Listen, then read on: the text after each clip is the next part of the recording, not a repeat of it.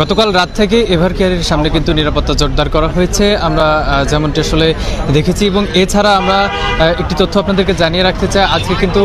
খালেদা জিয়ার যে শারীরিক অবস্থা, এই শারীরিক অবস্থার উপর ব্রিফ করেছেন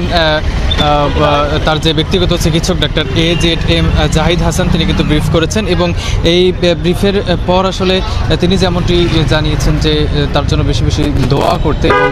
এছাড়া তার যে শারীরিক অবস্থা, দেশি বিদেশি যে চিকিৎসক, সেই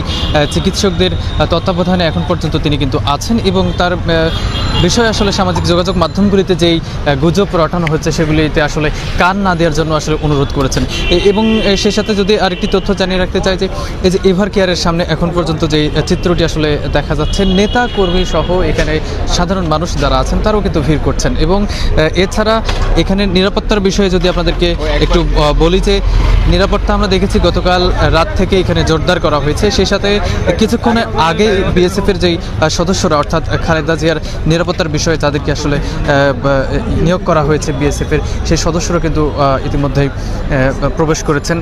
এভার কেয়ার হাসপাতালে। এবং এভার কেয়ার হাসপাতালের যে গেট, সেই গেটে কিন্তু আপনারা দেখছেন যে নিরাপত্তা ব্যবস্থা সেটি কিন্তু গতকাল রাত থেকে আসলে জোরদার করা হয়েছে এবং সেই সাথে দুই পাশে যে ব্যারিকেড, সেই ব্যারিকেড দেওয়া হয়েছে যাতে কোনো প্রকার বিশৃঙ্খলা বা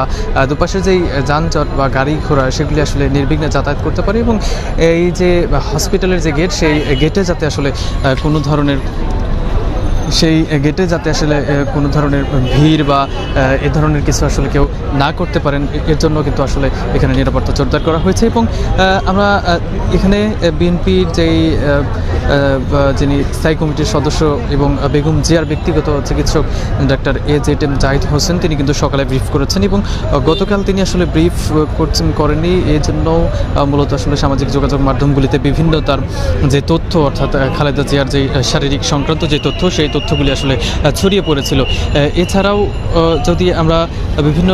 আইডি বা পেজ থেকে দেখেছি বিভিন্ন রকম গুজব ছড়িয়ে পড়েছে, সেগুলিতে আসলে কান না দেওয়ার জন্য দলের পক্ষ থেকে কিন্তু তারা আসলে অনুরোধ করেছেন। এবং যেমনটি আসলে বলেছেন যে খালেদা জিয়ার যে স্বাস্থ্য সম্পর্কিত তথ্য, সেটি কিন্তু ডাক্তার AZM জাহিদ হোসেন তিনি কিন্তু সর্বদা ব্রিফ করবেন এবং সেই সাথে ছোটো ছোটো যে বিষয়গুলি